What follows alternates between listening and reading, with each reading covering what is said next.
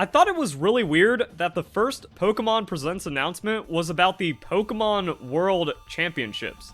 It seems kind of desperate and calculated to take all of this viewership, all of this anticipation that you have for Pokemon Day, for Pokemon Presents announcements, and you try to get that peak retention on the Pokemon World Championships.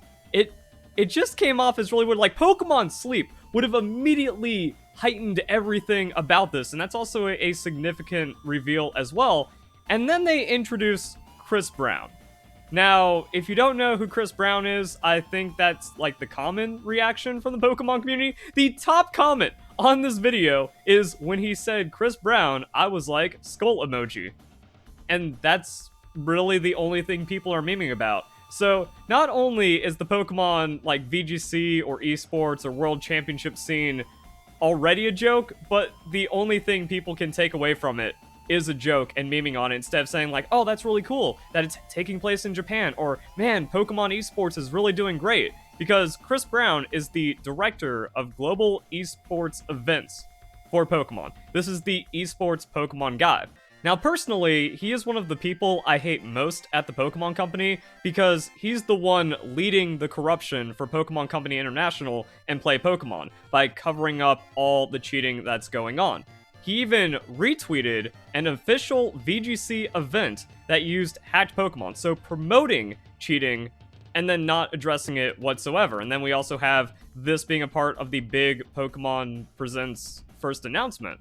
It's also fake to me. It's so disgusting to try to promote competitive Pokemon in any kind of way, having these trailers, trying to capture the moments, when this is nothing like what competitive Pokemon is about. Mostly on the VGC side, TCG's been popping for a long time, but even then, there's a lot of cover-ups and corruption when it comes to the cheating in TCG, where you can just watch people cut stacking, where you can just watch people shuffle their deck face up almost, and there's like no enforcement of the rules anywhere inside of Pokemon Esports. You would expect the director to want to do something about it, or try to crack down to grow the scene, but it really just seems like everything about the competitive side of Pokemon is just being propped up on being fake.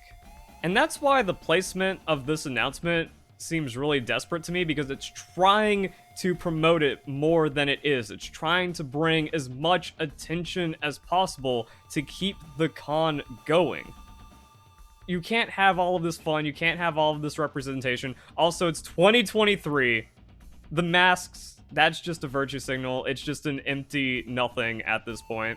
Especially when the casters don't have to wear masks. It's all the fraudulent COVID stuff that we figured out years ago that only the most NPC and stupid people are falling in line with still. So that's like another weird thing going on with like the events and all that. It's only bringing like one kind of people, and then there's no integrity or any substance behind it. Much like a lot of other esports stuff that's been falling apart, and all these organizations collapsing, and journalism having to fire tons of people no matter what's going on. So yeah, it goes into like a broader issue, and that's why I'm just sitting here, I'm like, this is so disgustingly fake to me. It's just so empty. And it kind of keeps on going further, because people are going to say, oh, well, VGC events are getting more players than ever before. You know, we have capped entries for all the regionals. You know, Pokemon Orlando having 728 people. But the thing is, Pokemon Scarlet and Violet is a record-selling Pokemon game, also a record-selling Nintendo game. 20 million units from midway through November into December 31st, which beats Sword and Shield by like 20% or something. Actually, 25% more sales. So having the same time frame, we're going from 16 million to the 20 million. So we have 4 million more people playing Pokemon Scarlet and Violet. That's going to be across the world, but you know, North America, or mostly just America, has a great share of that, like 1/3 at least. So we have millions of more people playing the new Pokemon game on launch, but you just don't really feel that anywhere. Even with the higher amount of sales and more people have Nintendo Switch, Pokemon content across the board perform worse than Pokemon Sword and Shield. I'm not even talking about my channel, which is also artificially suppressed from dislike botting and stuff. So there's just been less engagement, even though more people bought the game. And then that kind of translates into the VGC side. So I was kind of going back, 2020, Dallas, this was like the big launch Pokemon Sword and Shield tournament. 575 players. I believe that was like a big record at the time, but it doesn't really feel that substantial. And then following regionals after that sharply declined in attendance. So we go here, like, it's kind of doing some weird stuff, and it's hard to use the numbers because the coof happened. This is the first time people are able to attend events in person for a long time, and we did get millions of more people purchasing the Pokemon games. So this just kind of seems about the same as Pokemon Sword and Shield when you factor everything in. Also, we can compare it to Pokemon TCG. Like, okay, that's a lot of VGC players, but then you go into the TCG, and it doubles the amount of people that participated. Now, I understand there's registration caps and stuff and attendance issues for large events because of the coof, but even then, like, you're not seeing as much priority given to VGC because it's still underperforming massively compared to TCG, and that also really shows in the other entrants. So there's not even a page for the seniors and juniors, and if you go to the websites for the events being hosted, we also have the Knoxville Regional Championship that happened recently as well, 622 master players, but the seniors and juniors, I think, are like 30 combined. So kids aren't playing the VGC, whereas if you go into the TCG numbers, there's actually a lot of seniors as well. Like 100 seniors playing the TCG, and then also like 80 juniors or something on top of the over 1,100 TCG players. So anyone trying to make a case supporting Pokemon VGC is just playing into this big lie, because the scene is still crumbling and faltering, and we are going to watch these numbers drop off in the future like we saw with all of the other events. And the reason why no one cares about Pokemon VGC is because of all the cheating. That another thing that's going to contribute to these numbers just plummeting is that someone's going to be happy to finally have a chance to go to their first Pokemon event, and then after putting in all their time and work, they're just going to get cheated against, and they're going to be out $70. It's also a joke that even with 600 people entering a Pokemon tournament, the prize pool is only $11,000, and those people are paying $70 each, and first place gets $3,000. That should also show that something really weird is going on with the extreme mismanagement of competitive Pokemon. You can't say venue cost and stuff, because we've also seen these large venues where events are only having 100 people show up for regionals, and the prize pool kind of still scales around that. And it's also the Pokemon Company, one of the largest grossing franchises ever. It's really about supporting their esports and their competitive side. They should not worry about taking a hit to then get more people interested because the prize support is so good, or at least try to aim for breaking even instead of some tournament organizer somewhere running away with tens of thousands of dollars. That's before TCG even gets factored in, where TCG has the same thing where you have 1,000 people entering in a $20,000 prize pool on a $70 entry. Now, the reason why I keep making these videos is that you have to apply pressure to get the change you want to see. If enough people bring this to the attention of Alpha Zealot, Chris Brown, then it'll get too big to ignore. Now, I haven't been super successful with that because of so much of the Pokemon community defending and supporting cheating, and also just being idiots about Wolfey VGC, who is also a 100% confirmed cheater. That until Wolfey is punished for his career of cheating and breaking the rules, then we're never going to see anything improve for esports on the Pokemon side, or play Pokemon, or anything like that. Also, the dislike botting has been suppressing my videos more and more. Back in the day, before the dislike botting, we were getting hundreds of thousands of views whenever a competitive Pokemon player got caught cheating. Now it's kind of suppressed, but at least Kurt is doing good work. It's kind of showing like, yeah, this is really bad because there's more championship points and more prize money going to cheaters than legitimate players. Now, the funny thing about the San Diego thing is that the graph should be a lot more skewed because Chupa won, and he's also been caught up in all of this cheating stuff in the past, so he just, was really careful about hacking his team to make sure it wouldn't get detected. That the whole thing about this thread, and I did a video breaking it down, is that just because a team comes back as okay, doesn't mean it's not hacked. That we have, blatant 100% impossible Pokemon, 100% confirms cheating, but most of them are still, even if they flag as okay, are still going to be cheated because most of the people in the Pokemon community, most of the VGC players are cheating. So we need to keep the pressure on because it is getting attention, and the cheating problem is worse than ever. That Liverpool finalists, all of them cheated. The first regional, everyone cheated, and then San Diego, we have a historic cheater winning the event, and then third place also flagged as a completely illegitimate team. You can't run an esport with all of that happening. A rules change needs to happen, or the rules actually need to be enforced, Chris Brown. And that's why I don't fall for this being like how you lead it. And even despite doing that, no one cares about what the competitive scene is doing because it's so fraudulent.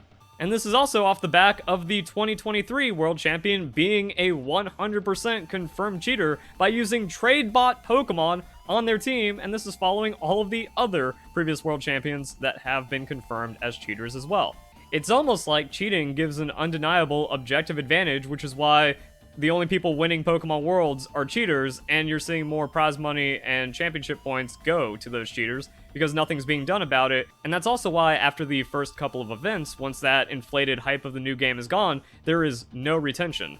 Attendance plummets, game retention also craters, and then no one cares about Pokemon because there's nothing to strive to. What if you won regionals as a legitimate player and you made $10,000 and that's actually happening multiple times a month? Oh, there's actually something to strive for. We can also see this in the Battle Stadium. It's a really good way of judging the competitive health of your game because you can actually see how many people are interested without any restrictions of having to pay money or go to an event or actually have to wait for the event to happen. So if there's not a lot of people playing online, then that means there's not a lot of people striving for anything in the esport or the competitive scene. Now, I do show singles and VGC as doubles, but doubles online is way more dead. There are way fewer people playing, therefore it's actually easier to rank on doubles than singles. And this is also why I say that Pokemon is dead in the West. Like I said, content is underperforming despite all the crazy sales we've seen with Pokemon Scarlet and Violet, but then there's just less people actually playing with and engaging with the game in any kind of meaningful way. And anyone that's been playing ranked on the Battle Stadium knows that there's no English players on the ladder. I've done well over 100 battles, and maybe 6 people have been non-Asian, and only half of those have been, like, American players. And I went on to the Pokemon Home. Like, Pokemon Home, giving a lot of really good data, also translating a lot of information from, like, Pokemon Sword and Shield. Like, you can go back into Pokemon Sword and Shield, look up the previous, like, battle data history and the international challenges, or at least you can see the interest crater severely over time because no one wants to keep up in such a fraudulent game filled with hacks, and even then it's pretty much only Japanese players getting like top ranking and stuff. So I went to season 4 which just began for Pokemon Scarlet and Violet, and only one person in the top 400, and I didn't go into the other pages, so like one person in the top 500 is actually an English player, maybe, because it could also just be a Japanese player playing on an English account, which is going to show as English, and there's a lot of that going on as well. So yeah, it's less than 1%, maybe just being generous and saying 1% of competitive players are actually English now. That's very bad. That's why I'm bringing up all these points. That's why I'm showing that Pokemon VGC is dead, no matter how you look at it. And that's also why, because I already knew all this going in, I found it very suspicious the way that the Pokemon Presents kind of led with this scene that I've been exposing for being fraudulent for almost a decade now. This also goes back to the whole Scott Glaza thing, and then with even recent events happening. Like I said, Chris Brown, the director of Global Esports Events, promoting hacked Pokemon. That needs to be addressed. Something needs to be done about this. And when you can see the entire scene failing and crumbling outside of Japan, there's only one person to blame for that. And this kind of really seems like a desperate way to try to be like, yeah, look how much fun, everyone wearing their mask and being happy, no problems here. You want to go to these events, ignore the cheaters, ignore all the problems, you know, we're just going to pretend those don't exist. And there we go. Now we actually have a real thing for Pokemon. Largest franchise in the world, is growing with game sales. No presence whatsoever for esports. That's a problem. I want to see that difference, so that way, like, I actually feel comfortable competing in events. And then a lot of people say, well, why don't you go to the events and beat the cheaters? That's not how it works. The reason why they're winning, the only objective reason why they are winning, is because they are cheating and disadvantaging legitimate players. That has been proven time and time again by the results and also just the sheer amount of time saved. But also, just thinking about this rationally, there should be no expectation for someone to knowingly go into a fight where they are disadvantaged, where they know they are 100% being cheated against. It proves nothing. It doesn't fix any of the problems. And even if I do win, it's not worth it. $3,000 after travel, hotel, expenses, missing out on making content. Yay, I break even. to have to just have like the worst experience ever to also be in a situation where I'm disadvantaged. Now, I do think that cheating is a much greater problem, that if the problem of cheating is dealt with and all of these players who have been proven to have hacked in the past are banned out for a significant amount of time, and then we can actually have the guarantee of fair competitive play for at least a little bit of time, then yeah, it's actually worth going, because then it becomes kind of like a mini Pokemon convention, at least. But then that's where we can also see other things, where it's like, oh, that'll grow the scene, that'll bring more attention in. Because I don't understand when people are saying, like, oh, the only reason this many people are playing in VGC is because cheating is allowed. That doesn't work. That is the dumbest possible argument in any form of reality. There's never been the argument of going, well, cheating is increasing the health of our sports.